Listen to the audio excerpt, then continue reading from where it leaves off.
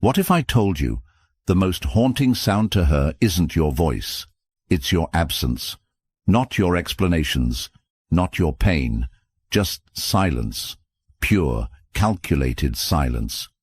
The kind of silence that doesn't come from weakness, but from absolute strength. You think she'll come back if you just explain one more time, text her one more time, pour your heart out one more time? Nope. That only feeds her ego. That only confirms what she already suspects, that she can walk away and you'll still be standing there, waiting. But what if you didn't? What if you disappeared from her world like she never existed? What if you stopped chasing, stopped reacting, and stopped bleeding energy into a void that never gave anything back? That's when it shifts. That's when the dynamic flips. Because in that silence, she hears everything. Every echo of what she lost. Every beat of the attention she once took for granted. Every reminder that you no longer care. You've stopped begging. You've stopped explaining. And that's when the haunting begins, for her, not you. The truth? Pain was never your enemy. It was your rebirth. It cracked you open, burned your illusions to ash, and now you rise colder, smarter, more dangerous. Stoicism is not numbness, it's control. It's the man who feels deeply, but reacts rarely. And that man? He's the one she remembers forever. Not because of what he said, but because of what he withheld. You're not here to play games. You're here to take your power back. Every second you waste chasing closure or understanding, you delay your evolution. So stop. Stop giving her front row seats to your suffering. Go ghost. Go silent. Become the mystery she can't solve, the scar she can't heal from. Because once you stop feeding her attention, she starts starving for it. If you're done being her emotional crutch, if you're ready to become the silence she can't ignore, hit that like button, subscribe, turn on notifications, and comment below. She lost access to a rare soul. Now let's begin. Number 1. Pain is the catalyst. Every man remembers the exact moment it shattered, the shift in her tone, the cold stare, the silence that used to mean comfort, now screaming disinterest. Maybe it was a breakup text that didn't even deserve a reply. Maybe it was the slow fade, calls less frequent, affection drying up like it was never real. Whatever it was, it left you gutted. You didn't just lose a woman. You lost a version of yourself. And in that loss, you found pain. Real, raw pain. The kind that keeps you up at night. The kind that makes you question everything. Her, yourself, your worth. That pain? It's not a punishment. It's the beginning. Most men try to escape that feeling. They run straight into distractions. New women, endless scrolling, numbing habits. Anything but facing the void she left behind. But that void? That's where the transformation begins. Because pain is pressure, and pressure creates either collapse or diamonds. Stoicism teaches this. Nothing external should control the peace inside you, not her presence, not her absence, not even her betrayal. Pain is information.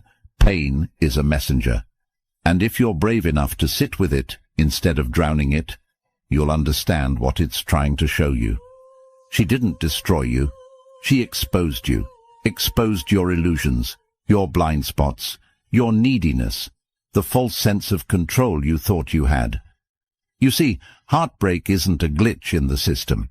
It is the system. It's life shaking you awake. Because the man you were when she left, that man couldn't handle what's coming next. So the universe burned him down, so someone stronger could rise in his place. You don't become untouchable by avoiding pain. You become untouchable by facing it, absorbing it, and turning it into your edge. She thought you'd crumble. She thought she broke you. But she only gave you the material you needed to evolve. And you will. Not to get her back, not to prove anything, but because the man you're becoming is too powerful to stay broken. Number 2. The power of complete silence. The most powerful thing you can do after she walks away is nothing. No chasing, no explaining, no "I miss you" texts at 2 a.m. Just silence, real silence. The kind that echoes, the kind that forces her to sit with her choices. Most men don't get this. They think if they say the right thing, she'll come back. If they just open up one more time, she'll finally understand. Nope.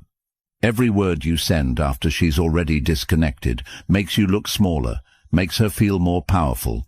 She doesn't need another message. She needs distance, cold, deafening distance.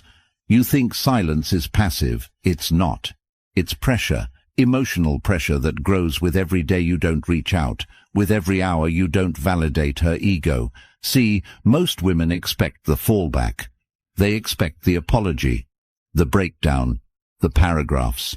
When you give her none of that, when you vanish without drama, you flip the script. Suddenly she has to wonder, why hasn't he called? Why is he so calm? Did he stop caring that fast? That mental loop becomes the beginning of regret. But silence isn't just about her. It's about you reclaiming control. Every text you don't send is a rep in the emotional gym. Every urge you ignore builds discipline. Silence is you putting yourself back in the driver's seat. It says, I'm not available to people who treat me like I'm optional. It says, I've stopped explaining my worth. If you couldn't see it, that's your loss. When you stop feeding her attention, you start feeding your own power. And maybe she doesn't come back. Good. That's not the goal. The goal is becoming the man who never had to beg in the first place. The man who's too grounded, too focused, too rare to be chasing ghosts. Because the second you go truly silent, she feels it. And the louder that silence gets, the more it haunts her. Number 3, starve her of your attention. Attention is currency, and every time you gave her yours, she spent it. Casually, recklessly, like it was unlimited. And for a while, it was. You showed up, you listened, you gave, you chased, you were always available. She never had to wonder, never had to wait. And that's exactly why she stopped valuing it.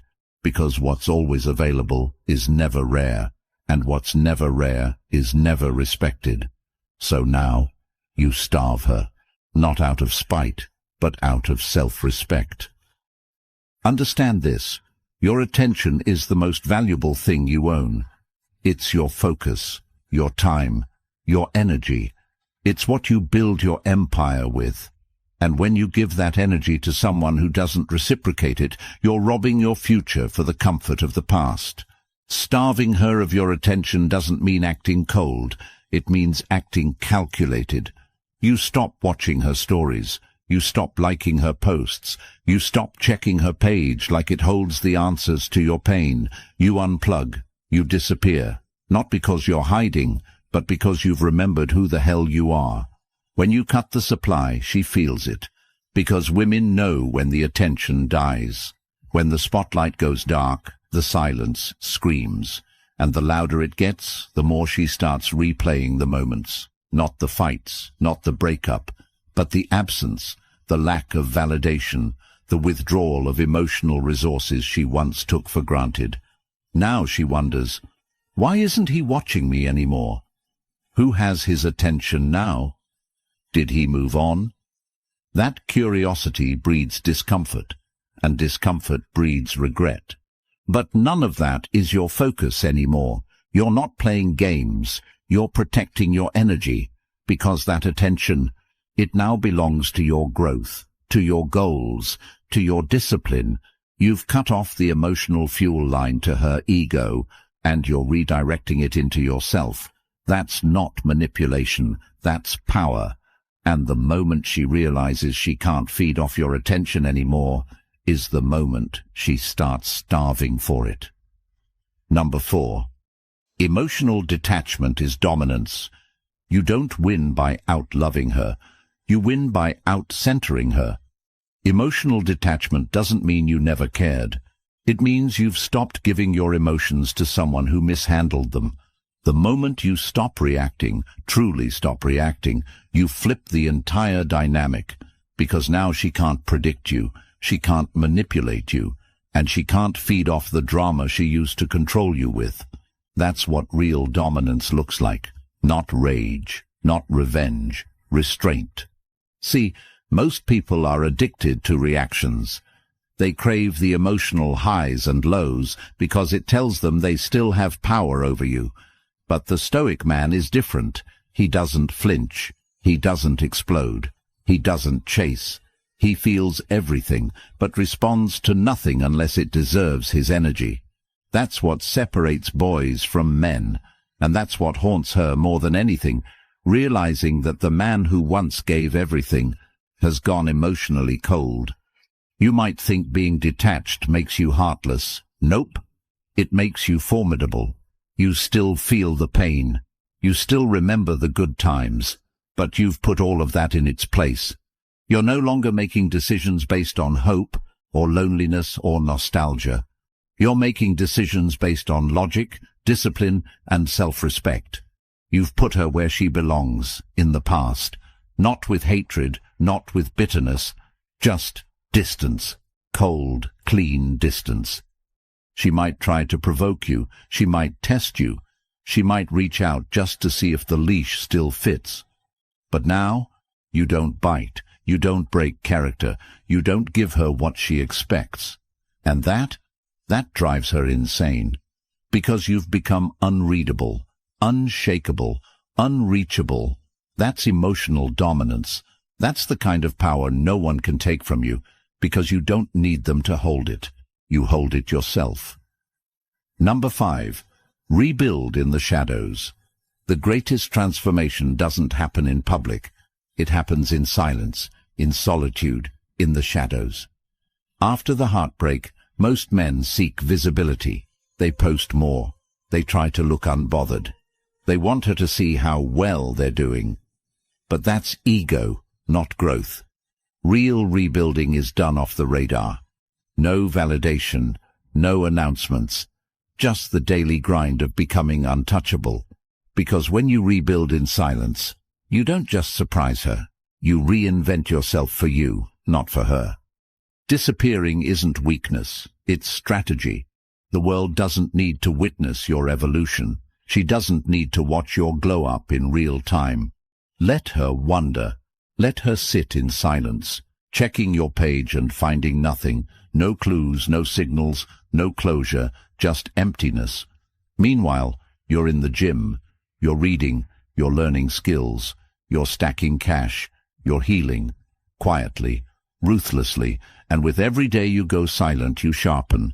She can't measure what she can't see, and that mystery, that's what haunts her more than any message ever could. You see, when you vanish, she expects you to come back the same, still emotional, still reactive, still trying to prove something, but you don't. You come back colder, calmer, better. You don't even want her anymore, and that's what breaks her. Because she thought she could pause your life. She thought she was the story. But she was just a chapter. And now you're writing a whole new book, without her name in it. Rebuilding in the shadows isn't just about revenge. It's about rebirth. It's about shedding the old skin, killing the old habits, and becoming the version of you that never has to beg again. The version of you that commands presence without noise.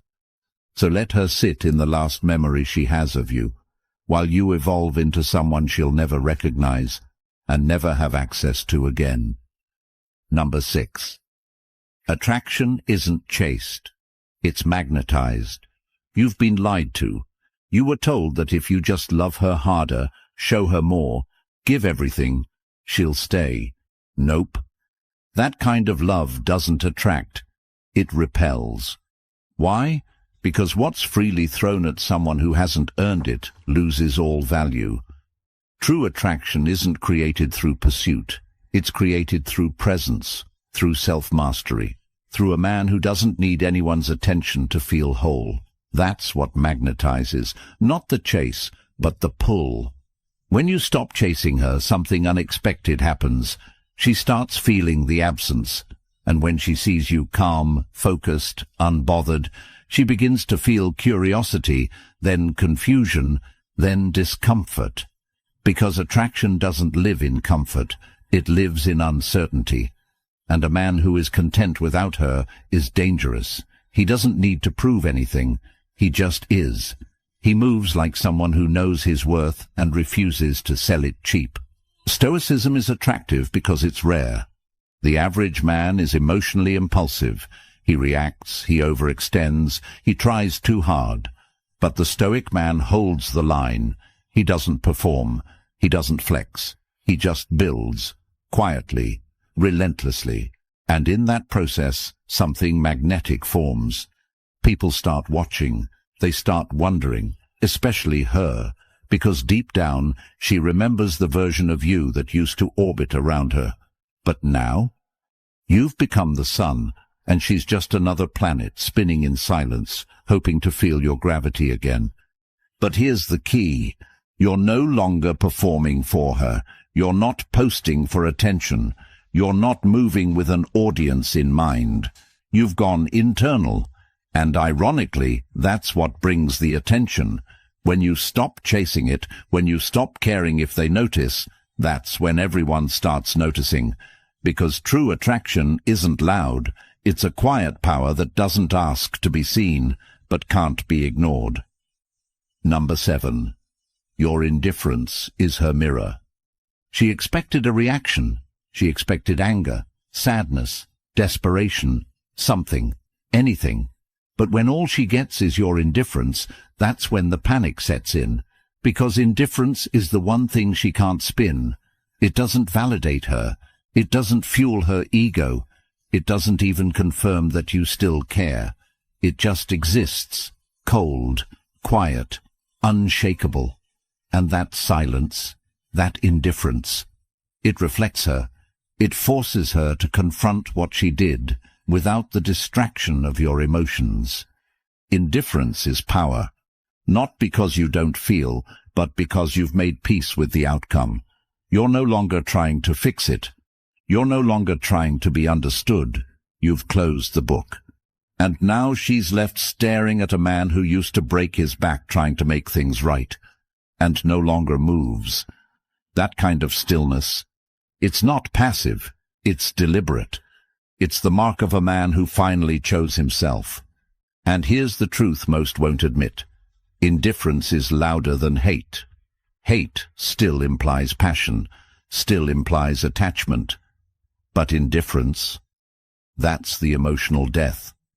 That's the moment she realizes you're not waiting anymore, you're not watching, you're not hoping, you're gone.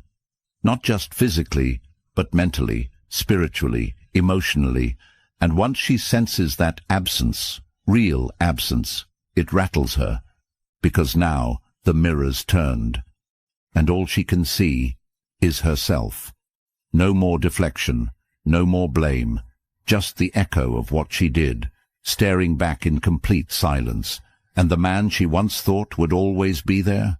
He's not angry, he's not hurt, he's just gone. That's not cruelty, that's clarity. Number 8.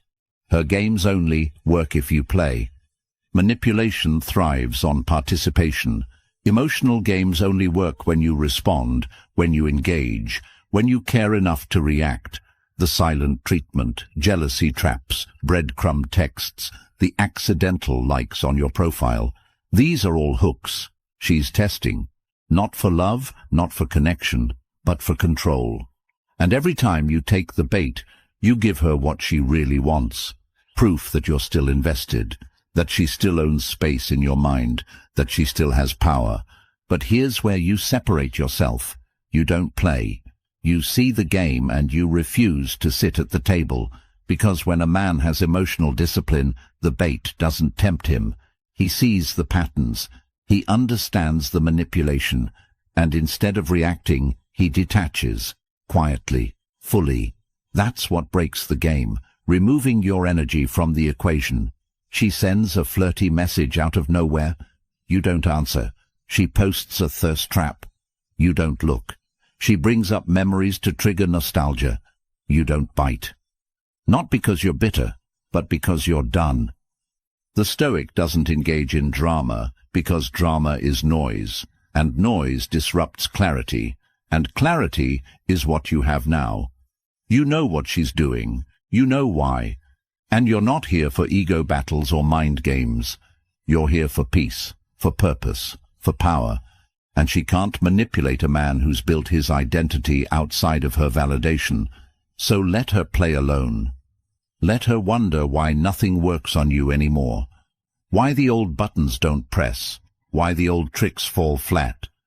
That frustration she feels, that confusion, that's your silence doing its job, because when you remove yourself from the game entirely, the player has no opponent, just a mirror. And that mirror, it's unforgiving. Number 9. Let her regret echo in your absence. Regret doesn't hit during the argument. It doesn't hit when she's walking out the door. It hits after, in the quiet, in the silence. When the reality sets in that you're not coming back, not texting, not watching, not waiting, that's when it begins to haunt her. Not because you forced it, but because you left nothing behind. No closure, no energy, no trace of the man who used to pour himself out just to be enough. That void you left, it becomes a mirror. And what she sees in that mirror is the cost of her decisions. But here's the part most men never understand. Regret takes time. You can't rush it. You can't fake it. You have to let her sit in that empty space day after day, wondering if she made the biggest mistake of her life. And the more you elevate, the more you evolve, the louder that regret becomes. Every post she sees of you doing better, every silence she meets when she reaches out, every second she realizes you're no longer available to her, it eats away at her. You're not punishing her, you're just absent, fully, emotionally, mentally, spiritually. She doesn't get to orbit your life anymore.